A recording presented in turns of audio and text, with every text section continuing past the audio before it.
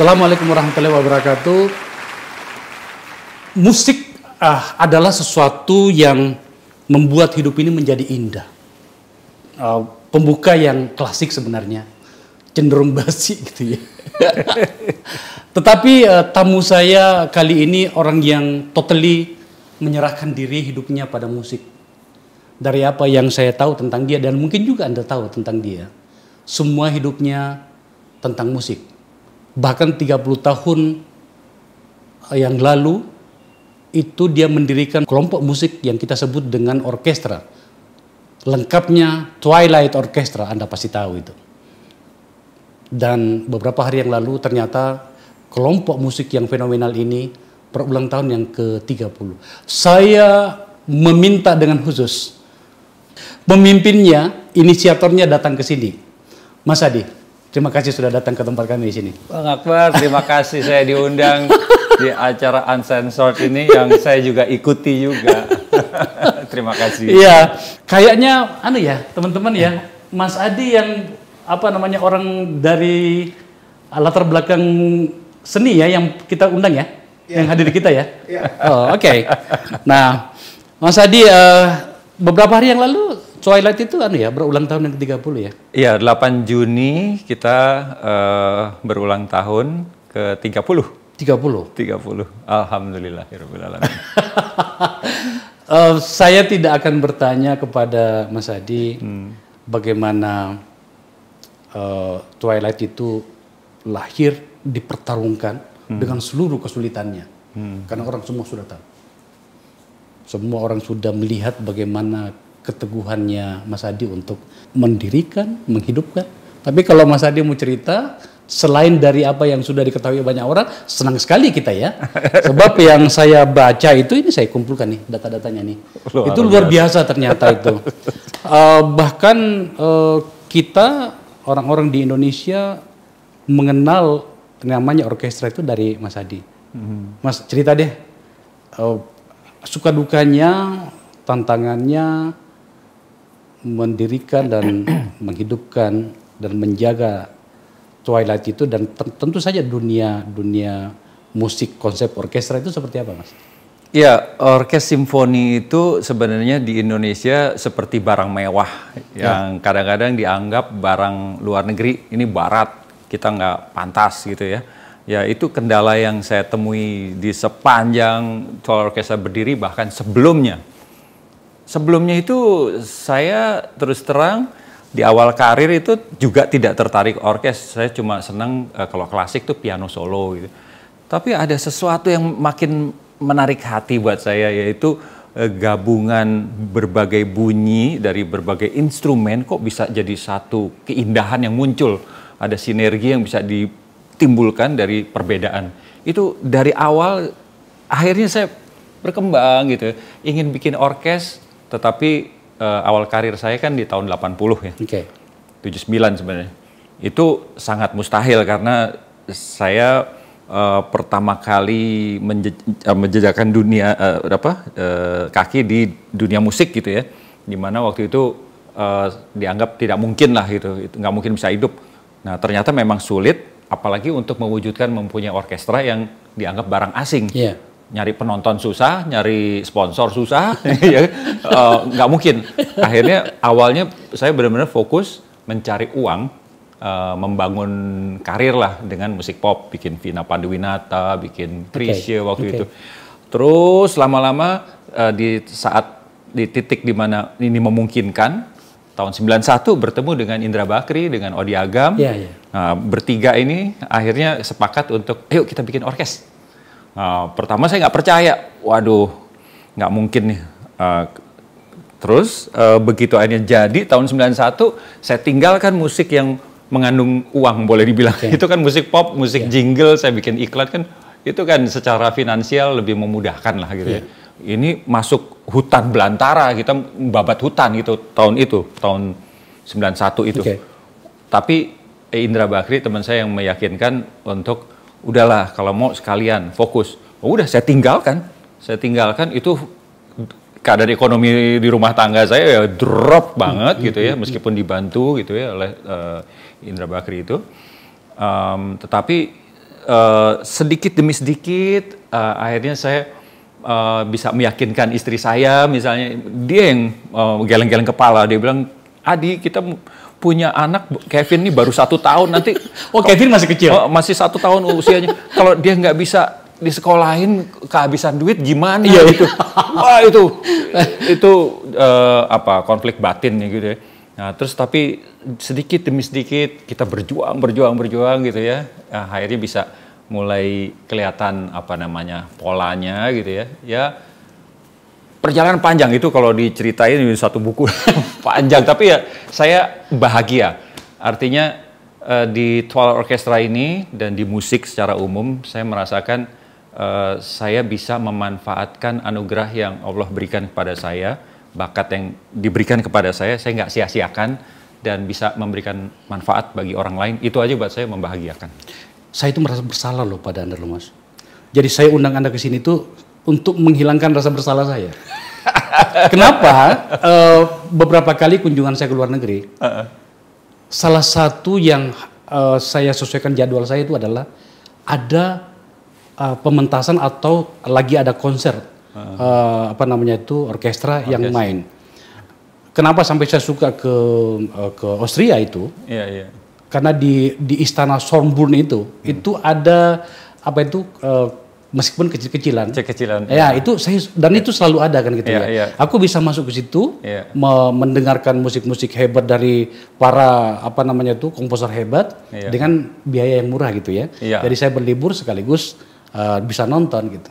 Makanya saya bilang, kok saya bisa nonton di luar negeri sebuah orkestra, kok Mas Adi aku belum pernah nonton di Indonesia gitu. Saya merasa bersalah, Mas.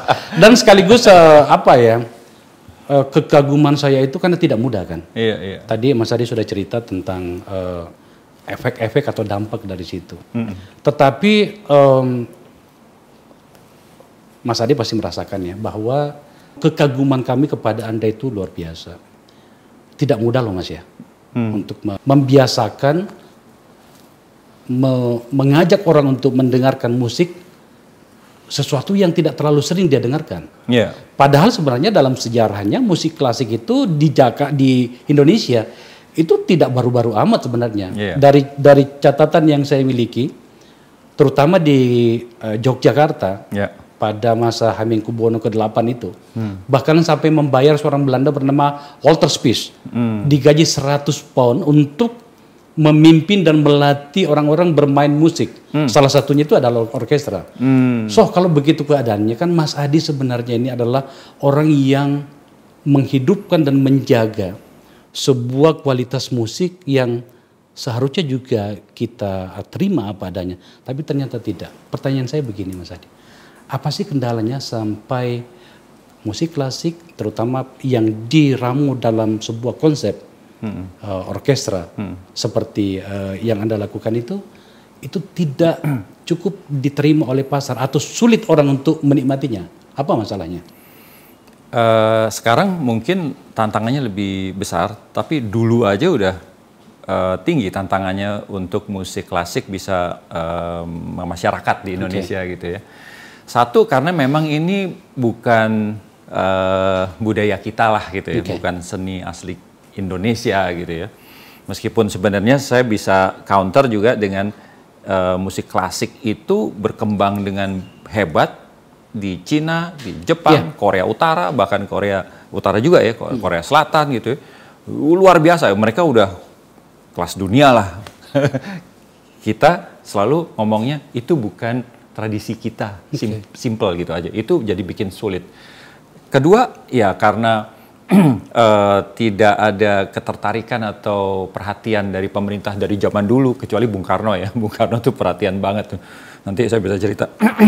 Ini membuat kita tidak memiliki infrastruktur yang dibutuhkan oleh musik klasik ini. Kita tidak punya concert hall yang dibangun pemerintah, satu pun belum ada. Yang ada di Kemayoran itu Pak Stephen Tong yang bikin. Itu standar internasional, tapi letaknya di Kemayoran. Nah, harusnya kan pemerintah mempunyai minimum satu concert hall di ibu kota, di pusat ibu kota lah gitu ya. paling tidak sebagai lambang ikon budaya gitu ya. Ini tidak ada satupun waktu zaman Bung Karno pernah ada rencana tapi keburu nggak ada gitu ya.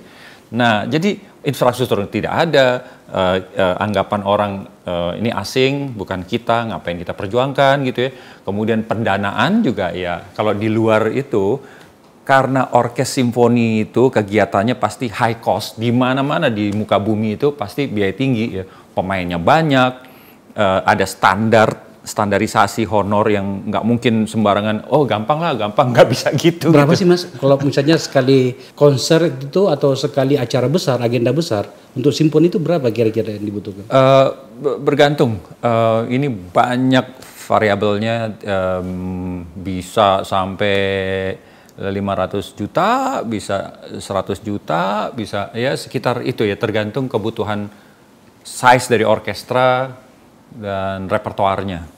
Kadang-kadang kalau ini simply memainkan lagu yang udah ada, klasik gitu ya, itu pasti cost-nya lebih kecil karena materinya udah ada, partiturnya sudah ada, tinggal sewa dari luar gitu. Nah, tapi kalau kita bikin yang original semuanya, kita bikin komposisinya, aransemennya, khusus untuk sebuah konser, pasti tinggi karena harus dibuat satu persatu gitu. Nah, kembali pada yang tadi itu, kenapa pemerintah tidak memikirkan atau barangkali menyediakan atau menginisiasi lah sebuah tempat yang layak untuk itu? Apa kendalanya, Mas?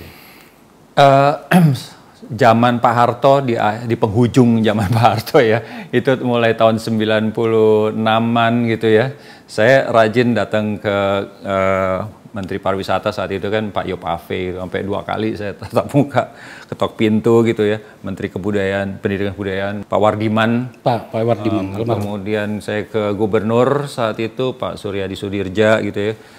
Saya nggak bisa diem gitu. Ini saya lihat ada sesuatu yang sebenarnya aib bangsa Indonesia ini, kita punya bakat yang luar biasa. Indonesia dikenal bangsa yang musikal gitu. Oh ya? Kan? Oleh orang-orang luar gitu ya. Tapi kita tidak mengembangkan seni musik secara serius gitu ya. Itu ya itu infrastrukturnya tidak punya apa segala macamnya. Nah, maka saya datangi, saya himbau, Pak, tolong bangun satu aja concert hall. 200, waktu itu masih 250-an juta kan. Mungkin kurang ya waktu itu ya, tahun 96-an. Masa satu pun nggak ada? Singapura udah punya, Pak. Ini apa, yang kecil-kecil tetangga kita semua punya, beberapa. Satu pun Indonesia segede gini nggak punya. Ayo Pak bikin. Terus bangun orkestranya. Jangan saya. Audisi musisi dari luar, konduktor yang terbaik yang bisa kita dapatkan, bayar. Kemudian kita punya orkes internasional, ya, sebagai lambang budaya gitu kita ya. Nanti saya akan belajar. Saya ingin meningkatkan diri dengan, daripada saya keluar terus, saya waktu itu tuh pernah ada satu kurun waktu tahun 80-an tuh rajin keluar gitu. Uang dapat habis, saya nonton konser, puas-puasin, dapetin ini, insight gitu. Terus beli buku, kesini lagi, bangkrut lagi. Maksudnya nggak duit habis lah, nggak ada tabungan. Luar biasa. Beli buku, nonton konser, pulang, berkembang lagi gitu ya. Nah, ayo pemerintah bikin itu supaya saya bisa belajar di Indonesia gitu dengan orang-orang yang hebat gitu. Habis itu baru si orkestra dan si konduktor itu harus punya transfer of knowledge, ngajar di sana sini, berkembang. Itu tidak ada terjadi. Tapi kita punya talenta-talenta yang bagus untuk kita. Talenta sih bagus. Lihat aja orang Indonesia yang belajar di luar, wow jadi semua. Maksudnya berkembang gitu ya. Tapi begitu masuk ke sini, masuk ekosistem yang nggak kondusif sini ya susah berkembang. Ya kan, katakanlah misalnya kalau piano itu ada kawan kita siapa yang tinggal Ananda di Spanyol, Sukarlan juga. Mas Ananda Sukarlan gitu kan, dia menjadi seorang yang diperhitungkan. Iya. Siapa lagi misalnya gitu kan gitu. Tapi kita di dalam negeri banyak ya. Kalau individu orang Indonesia yang di luar, they make it gitu ya. Kalau yang di luar, yang di sini juga ada individu ya. Tapi secara kelompok itu memang butuh biaya ya untuk pengembangannya. Dimana kalau di luar itu pemerintahnya itu pasti ada subsidi, ada tax deductible policy untuk kegiatan-kegiatan ini yang buat si sponsor dan sebagainya. Bahkan beberapa sih nol gitu untuk pajak itu, hiburan segala macam gitu. Pokoknya yang meringankan gitu ya. Kalau kita semuanya memberatkan dengan tidak adanya concert hall yang bisa memungkinkan orkes simfoni main tanpa sound, tanpa bangun panggung, staging segala macam, langsung bawa diri, brung, nggak pakai sound, suara udah terdengar, nggak usah pakai sound system, suara bisa terdengar jelas. Kita kan nggak ada. Jadi setiap konser udah mahal, kurang support gitu. Ditambah lagi kita mesti sediakan sound system yang mahal sewanya, mesti bangun panggungnya. Kadang-kadang mau nggak mau lighting atau hiasan gimmick-gimmick lainnya yang nggak perlu sebenarnya. Jadi lebih high cost gitu. Gimana kita bisa berkembang setara atau mendekati bahkan tetangga kita? Susah. Ya, saya dari kemarin ya, setelah saya memutuskan mengundang Mas Adi itu sampai harus mendengarkan banyak karya Anda. Tolong ditampilin karya-karyanya Mas Adi. Gitu ya, ini banyak sekali ya. Tetapi yang saya mau katakan begini ya Mas Adi.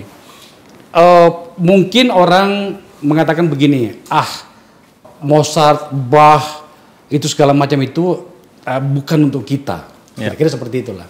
Tapi kan yang Mas Adi lakukan sebenarnya sudah lebih jauh dari situ. Anda menciptakan banyak repertoar kan. Dengan latar atau berasal dari lagu-lagu daerah gitu. Dan itu tidak kalah indahnya kita dengarkan gitu ya. Dalam kacamata publik atau kalau mau dibawa menjadi sebuah komoditi, ini kan bisa dijual sebenarnya kan. Kita perkenalkan ke dunia, dapat kebanggaannya, dapat hegemoninya dan segala macam. Tapi kayaknya tidak banyak yang berpikir seperti ini ya Mas ya. Alhamdulillah orkestrasi musik daerah yang saya bikin untuk Garuda tempo hari cukup memasyarakat gitu. Alhamdulillah itu pun melalui kerja keras untuk meyakinkan Garuda gitu. Alhamdulillah waktu itu Pak Emir Satar yang memfasilitasi gitu. Kadang-kadang saya suka terharu ke acara kawinan dulu rekamannya dari mana. Kalau sekarang orkestra misalnya Gending Sriwijaya mengiringi prosesi orkes yang saya buat itu ada satu keharuan, ada manfaat itu. Tapi sebenarnya di balik itu saya sedihnya balik lagi ke itu tadi, anggapan bahwa itu barat, kita punya musik adiluhung kita sendiri. Padahal yang saya bicarakan dari awal it's not about barat timur. Saya ke sekolah Jepang di Bintaro ya. SD, SMA segala macamnya. Saya pengen tahu seperti apa sih kelas musiknya gitu. Kan bangsa Jepang yang terhadap tradisinya tuh pelestariannya luar biasa ya. Mereka masuk ke ruang kelas, dengarkan musik Tchaikovsky, Swan Lake gitu, terus diceritakan ini begitu. Udah nggak ngapa-ngapain, suruh mendengarkan gitu ya.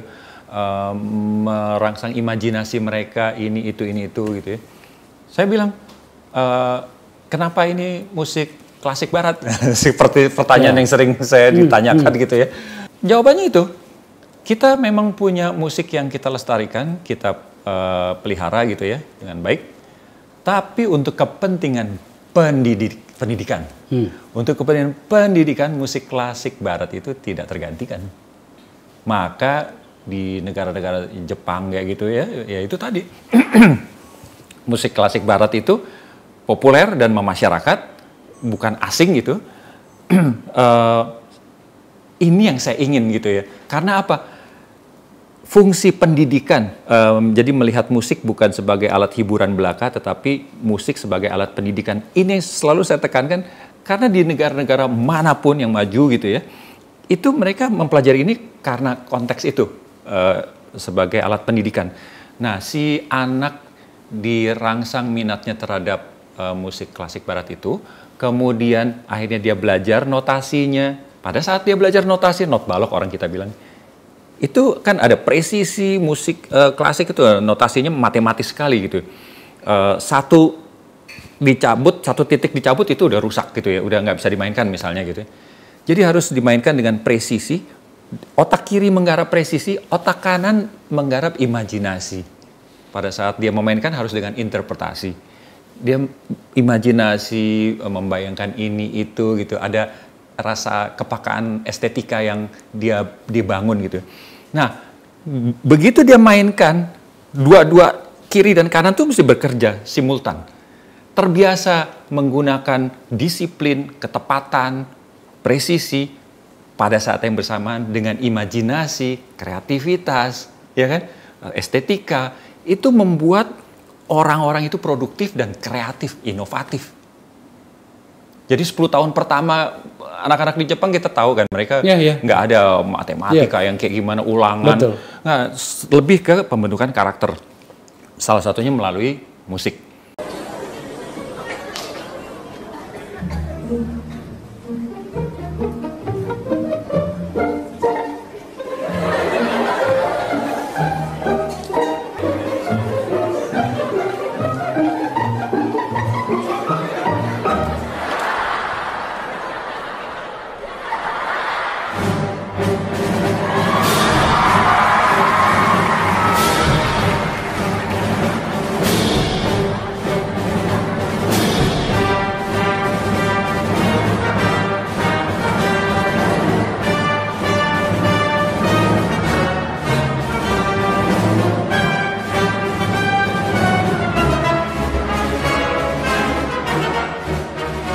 Dari situ itu berkembang. Nanti pada saat mereka main bersama gitu, ensemble, itu kan harus ada disiplin juga, ada toleransi juga.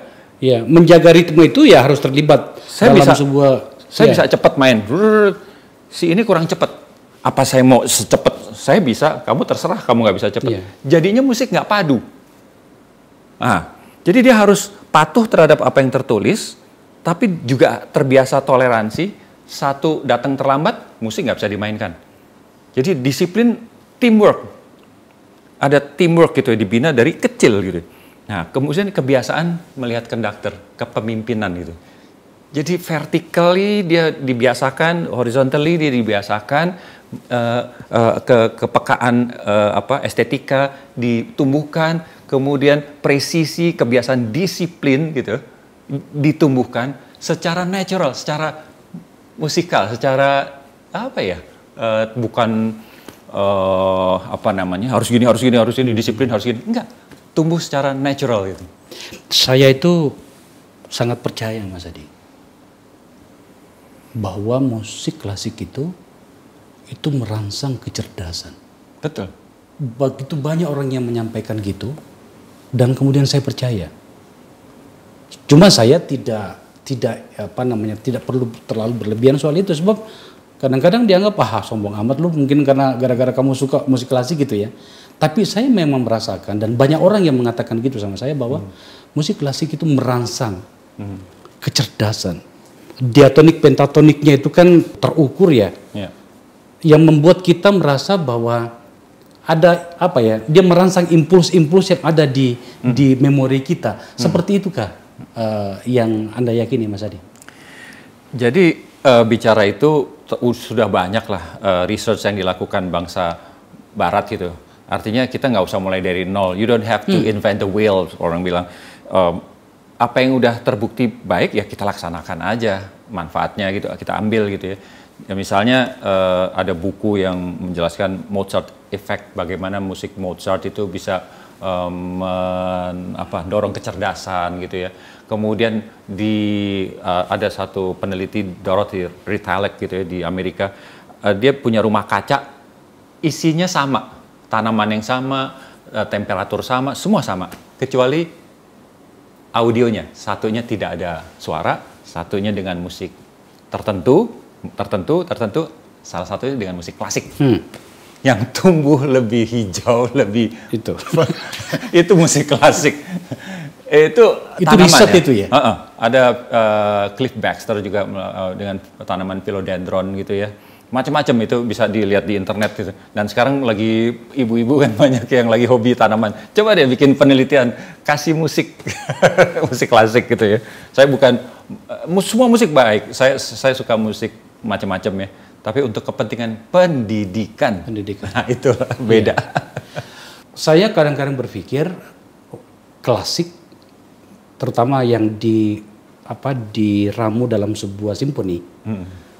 Kalau kita bicara soal kenapa ya, tadi kan pertanyaannya itu kenapa kok tidak begitu banyak orang yang menyukainya atau barangkali memberi atensi, termasuk dalam posisi sebagai membantu gitu ya, baik pemerintah maupun barangkali sponsor yang lain. Apakah Anda setuju kalau bisa dikatakan bahwa klasik dan simfoninya itu kalah bersaing dengan kelompok jenis musik yang lain? Ya di semua belahan dunia kalah pasti, nggak ada. Di Eropa pun kalah sama musik pop, bukan musik populis memang.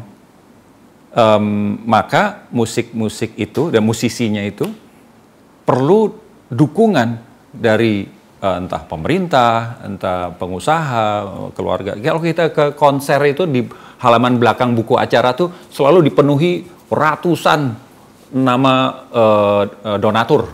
Tanpa itu tidak bisa tumbuh, nggak bisa survive.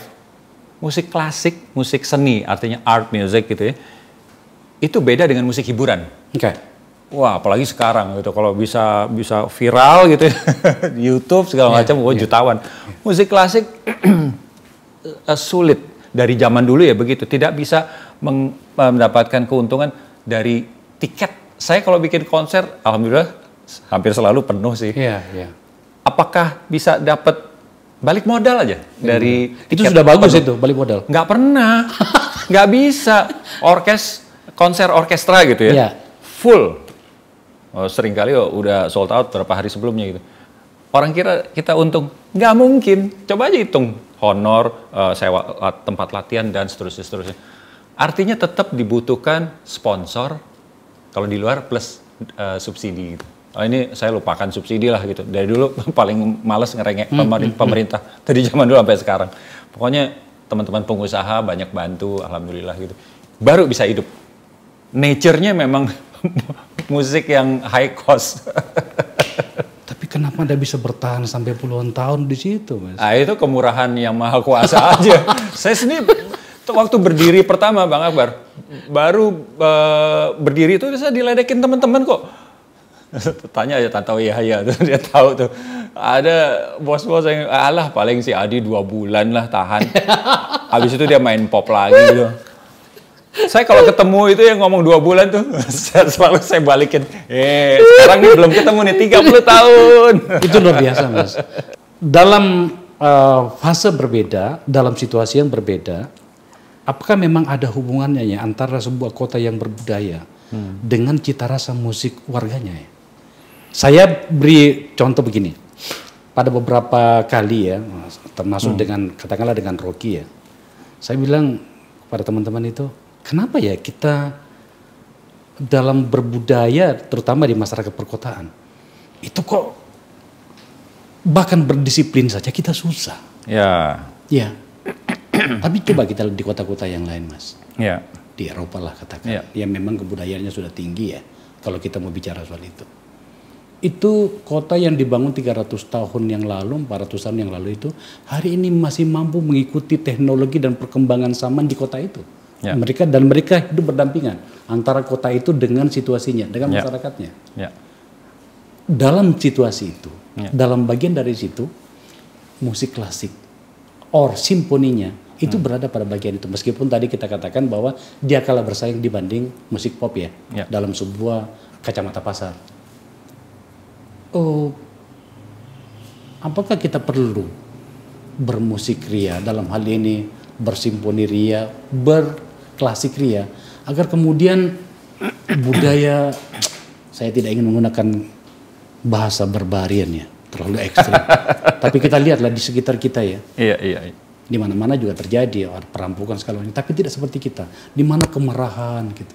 Saya ingin melihat dari sisi sosiologisnya, Mas. Apa yang Anda pikirkan menyangkut itu? Ya, artinya bagaimana kita bisa memanfaatkan musik klasik itu untuk kepentingan pembinaan karakter, pembentukan karakter. Itu kan sebenarnya kan? Itu disadari dan dilakukan oleh Singapura. Tahun 79 dia bentuk Singapore Symphony Orchestra. Itu Deputy Prime Minister mereka, Goh Keng Swee gitu. Itu tiba-tiba sadar bahwa Singapura saat itu ya, saya bangga kemajuan ekonominya, physically maju lah gitu ya. Tapi kita masih jadi bangsa yang kasar. Saya ingat pada tahun-tahun itu tuh kalau ke Singapura ya, itu keluar dari airport naik taksi tuh, mau kemana? Ya, yang keras ngomong, kayak gitu ngomong. Terus ngeludah sembarangan. Karakternya itu ya barbarian itu. Hari ini enggak tuh, sudah lebih baik mereka. Tahun itu 79 dia bentuk orkes simfoni, kemudian dia bikin concert hall macam-macam, ada Esplanade, ada apa segala macam. Terus di sekolah paduan suara diwajibkan. Artinya ada alat mengasah atau membentuk kepekaan karakter mereka gitu ya melalui musik. Sekarang kita lihat Singapura yang sekarang. Kalau buat orang-orang yang seperti kita yang pernah, saya masih ingat karakter Singapura dulu tuh beda banget, beda banget. Dan misalnya ya, ini kan diperkenalkan dari pendidikan dasar SD gitu ya di negara-negara maju ya. Setelah tadi kita cerita bagaimana si musik itu bisa menggarap otak kiri kanan mereka, anak-anak itu gitu ya, sehingga nantinya bisa membentuk karakter mereka ya, kemudian kecerdasan mereka nantinya ya. Nah, pada saat mereka berlatih, itu juga ada pendidikan kedisiplinan, teamwork, dan sebagainya. Pada saat mereka tampil konser, meskipun konser anak-anak, orkes anak-anak ensemble gitu, penonton itu sudah dibudayakan untuk diam. Tidak membuat suara, misalnya buku acara aja, kalau di kita, ya bisa ngomong, bisa teriak, bisa pertak, gubrak gitu ya. Di sana ya, lagi berlangsung nih musik, mau ngambil buku acara aja kalau bunyi srek, pasti sebelah udah melototin gitu. Terganggu. Dibiasakan untuk fokus, menghormati, mengapresiasi siapa yang sedang berperan. Nah, kalau di situ berperan, kita hormati. Mereka butuh waktu yang lama untuk menyiapkan itu di panggung. Sekarang, dan mereka pakai dress code yang serius, gitu, yang resmi gitu ya. Untuk kita. Nah, kita sebaliknya kita apresiasi dengan menghormati siapa yang sedang ini. Begitu juga pada saat terjun ke masyarakat, terbiasa untuk setiap diskusi, pada saat kita berbicara, tidak saling motong. Ini saya dari tadi Mas Adi bicara gini saya senyum-senyum karena tadi malam dan tadi pagi aku nonton salah satu konsernya Mas Adi. Saya perhatikan penonton. Kan seperti yang saya jelaskan tadi, beberapa kali saya nonton di luar, itu betul-betul itu diam, silent. Nggak ada suara, apalagi suara HP misalnya kan, nggak ada gitu kan. Itu saya nonton tadi di salah satu konsernya Mas Adi itu, ada yang motret, ada yang bawa makanan. Kalau di Indonesia kita mau sekaku itu, saya rasa bisa kontraproduktif ya. Orang jadi intimidated gitu. Besok-besok dia kapok. Rese nih nonton orkestra, mendingan nonton apa yang lain lah gitu ya. Saya pernah nonton satu konser di sini dari Jepang waktu itu, main di satu hotel gitu ya. Sedang serius, tiba-tiba ada yang batuk-batuk di penonton. Si konduktornya nengok gitu dengan muka merah marah gitu ya. Terus jadinya penonton tuh ada yang kesel dengan yang batuk, tapi sebagian ya merasa intimidated gitu ya. Gitu. Ada yang ngerasa sombong gitu. Nah, jadi pada akhirnya saya harus kompromistis karena selalu saya dulu pernah sih cita-cita pengen jadi konduktor kelas dunia, sekarang lupakan, itu tidak akan terjadi. Saya yakin saya dan manusia lain diciptakan, dilahirkan di satu tempat untuk manfaat yang berbeda dengan saya di mana-mana. Jadi saya harus temukan peran saya di mana. Ternyata peran saya di sini yaitu bagaimana ikut membina masyarakat untuk lebih katakanlah tahu etika untuk ini gitu. Nggak usah ini gini terus ngecilin itu, enggak. Kadang-kadang begitu saya mau main nih, tiba-tiba ada batuk, saya giniin dulu. Saya nggak bakal nggak bakal gitu. Dengan saya gini, orang-orang penonton langsung begitu total silent gitu, baru saya mulai and don't break. Pada akhirnya saya harus bertanya tentang masa depan komunitas ini, musik ini, terkhusus lagi Twilight Orchestra. Yeah. Sudah ada pelanjut Mas Adi untuk menghidupkan, membudayakan, dan mengembangkan musik ini, Mas? Banyak. Sekarang saya termasuk optimis lah gitu ya. Karena zaman dulu kan sulit ya, kalau saya mau nonton konser saya mesti ngumpulin duit ke luar negeri ya. Mau ikut masterclass mesti ke luar negeri, beli buku ke luar negeri lagi. Sekarang semua ada di sini. Internet ya. Di internet, mau lihat latihannya siapa, sehingga tumbuhnya talent-talent Indonesia ini lebih cepat dan banyak yang bagus. Saya nggak khawatir soal itu gitu. Jadi yang penting saya dulu pernah mengalami yang babat hutan, susah payah. Jadi lihat sekarang saya nggak khawatir. Yakin akan ada penerus ADMS gitu? Yakin, apalagi kalau pemerintah mulai lihat ini sebagai sesuatu yang serius. Loh, bangsa Cina, bangsa Korea, Utara, Selatan, Jepang, tradisinya beda sekali, musiknya beda sekali. Kenapa dia tekuni itu sampai bisa level dunia gitu ya? Karena balik lagi itu mereka nggak sikapi dengan sikap ultranasionalistik gitu, seolah-olah ini kita punya tradisi adiluhung, itu kecil, kita juga bangga. Enggak, mereka melihat manfaatnya dari segi kemanfaatan itu ada apa enggak? Konteks pendidikan ya, alat pendidikan. Nah, sekali kita lihat itu, udahlah, bangun aja. Tapi tetap kita bina musik kita, tradisional kita gitu ya. Saya tidak tahu apakah ini ada hubungannya dengan keagungan, saya ingin menggunakan bahasa itu. Keagungan musik yang Anda tekuni ya. Sebab saya menikmatinya. Tetapi saya maju satu langkah nih dalam pembicaraan kita. Tapi ada satu yang menarik dari diri Anda, Mas. Apa itu? Iya.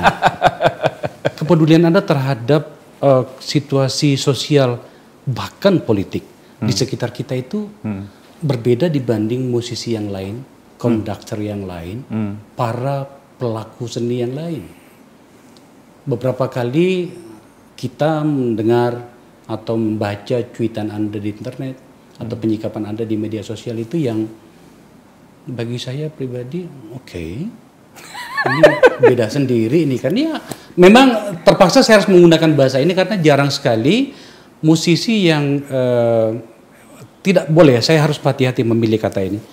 Jarang sekali musisi yang ingin merumitkan diri, melibatkan diri, atau mengambil porsi memikirkan kondisi sosial politik yang ada di sekitarnya.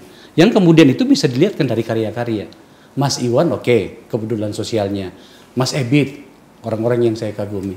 Nah, Anda itu terlihat di situ. Coba tampilkan tweetnya Mas Adi. Ini, ya. Aku berjuang. Ini berhubungan dengan ketika Abdi itu terpilih sebagai komisaris di Telkom, ya. Tapi ternyata ada orang yang menerjemahkan berbeda apa yang jenengan maksud ya, Mas Adi. Jadi Mas Adi bilang gini, aku berjuang 41 tahun menempa diri untuk jadi musisi seperti sekarang. Alhamdulillah, Allah izinkan aku menjadi yang kuinginkan, menjadi musisi dan bukan komisaris. Ada orang yang menerjemahkannya berbeda. Karena melihatnya cuma satu itu tipologi masyarakat kita yang tidak terlalu detail untuk menyukai membaca.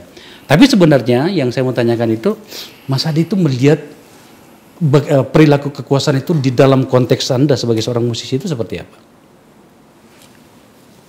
Perilaku kekuasaan? Iya. Ya sebenarnya wajar ya, manusia itu ada keinginan untuk dihormati, untuk punya kekuasaan supaya dia bisa sebebas mungkin menuruti kehendaknya gitu ya. Itu bukan di pemerintahan aja, di podium konduktor, di orkestra itu ada juga. Itu godaannya besar sekali. Karena di orkestra lebih ekstrim daripada di pemerintahan yang sekarang nih. Ini kita demokratis kan, keputusan di atas ngomong begini, di bawah bisa wah. Di orkestra nggak bisa. Konduktor ngomong A, nggak ada tuh. Maaf, maestro, saya nggak setuju. Ini gini, nggak ada. Diem, semua satu arah gitu. Tapi saya pendekatannya agak beda. Kadang-kadang saya tanya gitu ya. Nah, jadi karena itu siapapun yang ada di podium cenderung kalau tidak hati-hati ya terbius wewenang. Jadinya dia bisa ngomong ke sana kemari tidak kontrol, baru salah dikit break, terus bukan bicara tentang solusi technically gitu ya, tapi bicara aduh payah nih. Saya waktu dulu ya, saya nih ke sana dijemput banyak banget musisi hormat. Cerita masa lalu, kebesaran dirinya segala macam, terus abusing his power gitu. Kamu siapa? Kamu bisa dengan itu kalau tidak hati-hati seperti itu. Nah, dalam kekuasaan di pemerintahan atau di mana aja gitu ya. Dalam agama apa namanya? Maksudnya sekarang kan banyak yang kita lihat yang ekstrim-ekstrim ya, pendakwah segala macam. Pokoknya orang kalau dia duduk di sini punya audiens, kalau nggak hati-hati memang mudah sekali tergelincir dengan waham kebesaran. Itu dia, makanya itu dalam hal penyikapan, Mas. Saya bahkan tadi yang saya sampaikan itu, Anda itu tampaknya punya porsi di dalam diri Anda untuk memikirkan dan bahkan bersikap dalam hal penyikapan sosial Anda sebagai seorang manusia, sebagai seorang rakyat di hadapan kekuasaan itu. Saya menyukai beberapa narasi Anda. Contoh, ini ada satu tweet Anda, ya kan banyak orang tahu ya, dan bukan sesuatu yang salah. Pak Adi itu mendukung Pak Jokowi. Tapi aku suka narasi Anda. Nyatanya Jokowi bukan hanya memilih orang-orang di sekitarnya saja. Tapi ini masih ada hubungan dengan yang tadi. Ya, tapi juga lawan-lawan politik yang seperti Prabowo dan Sandiaga sebagai menteri. Tapi relawan tanpa berharap jabatan itu juga ada. Wajar juga. Nah, kalimat yang dibawanya aku suka. Aku mendukung Pak Jokowi karena aku butuh dia. Bukan karena Jokowi butuh aku. Itu sebuah kesadaran seorang warga negara yang paripurna. Jadi Anda mendukung bukan karena dipengaruhi oleh sekitar Anda yang mungkin terjebak pada euforia ya. Itu Anda muncul dari diri Anda sendiri.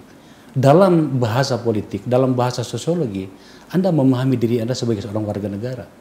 Dan karena diucapkan oleh seorang musisi sebesar Anda, itu menjadi istimewa, setidaknya di mata saya. Apa yang ingin Anda katakan, Mas? Iya, itu kata-kata itu memang ya perasaanku itu, di mana aku dukung Jokowi dari 7 tahun yang lalu, baru tahu dari Twitter waktu itu bertebaran, terus aku research kecil-kecilan gitu, siapa dia gitu. Makin lama saya makin kagum, saya dukung dia. Dan bukan karena dibayar. Nah, orang bilang saya buzzer RP segala macam. Coba kalau ada yang bisa kasih kwitansi apa bukti apa saya dibayar ya, saya kasih 1 M saya bilang untuk kayak gitu ya. Saya pernah bercanda gitu ya. Karena memang nggak ada gitu ya. Saya dukung Jokowi itu karena saya butuh pemimpin. Saya rakyat. Sama dengan yang lain. Saya rakyat gitu. Kan pemimpin dan warga yang dipimpin, rakyat yang dipimpin. Saya nih rakyat. Kalau nggak ada pemimpin, bagaimana saya bisa hidup berbangsa dengan baik gitu? Pasti, walaupun pemimpin itu ada yang baik, ada yang buruk, ada yang di tengah-tengah, itu kan relatif ya. Saya pernah ngomong di situ juga bahwa tidak ada kesempurnaan, itu milik Allah gitu ya.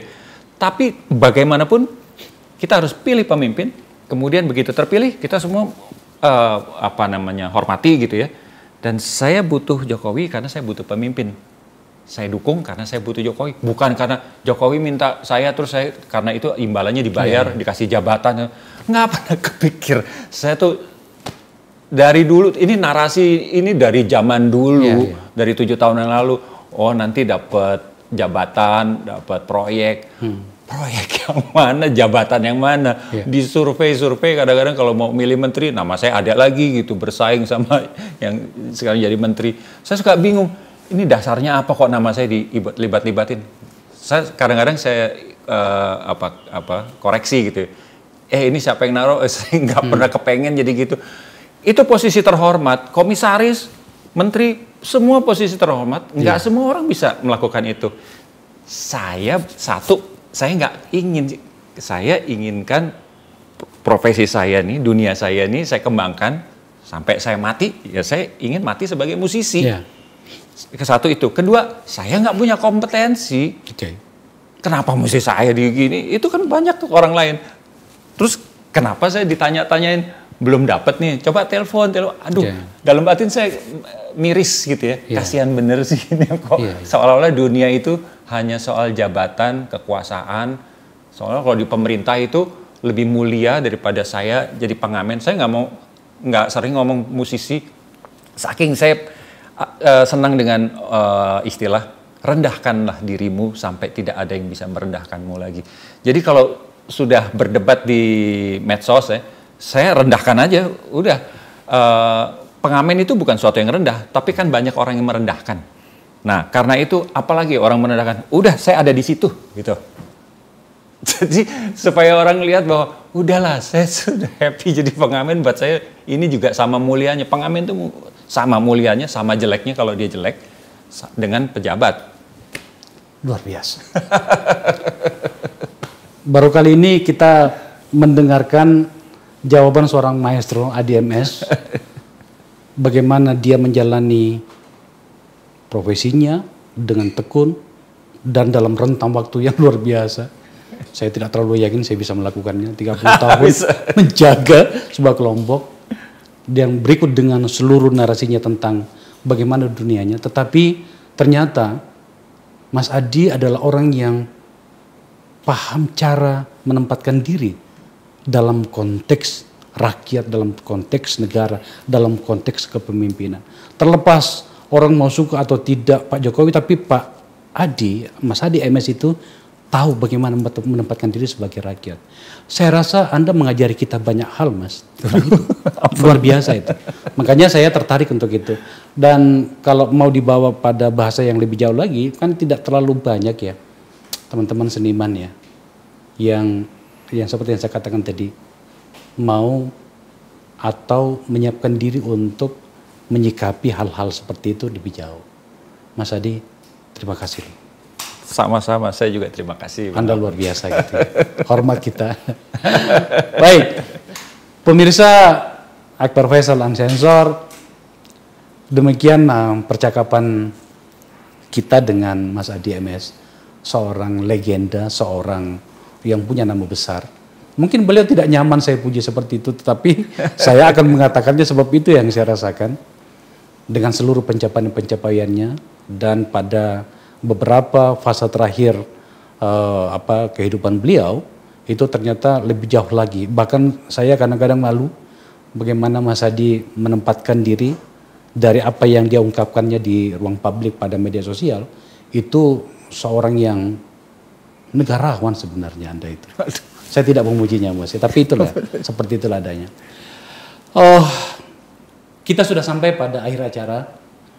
Semoga saja tayangan ini melengkapi bagaimana Akbar Faisal Unsensor hadir di ruang Anda. Kita sudah sering, karena ini adalah podcast politik, tapi hari ini, saat ini, saya hadirkan orang yang bisa memberikan kita sebuah cara pandang atau suasana yang berbeda. Meskipun ujung-ujungnya ternyata kita juga harus berbicara penyikapan tentang atau varian-varian dari politik itu sendiri. Terima kasih telah menyaksikan acara ini. Mas Adi, sekali lagi terima kasih. Sama-sama Bang Akbar. Iya. Wabillahi taufiq wal hidayah. Assalamualaikum warahmatullahi wabarakatuh.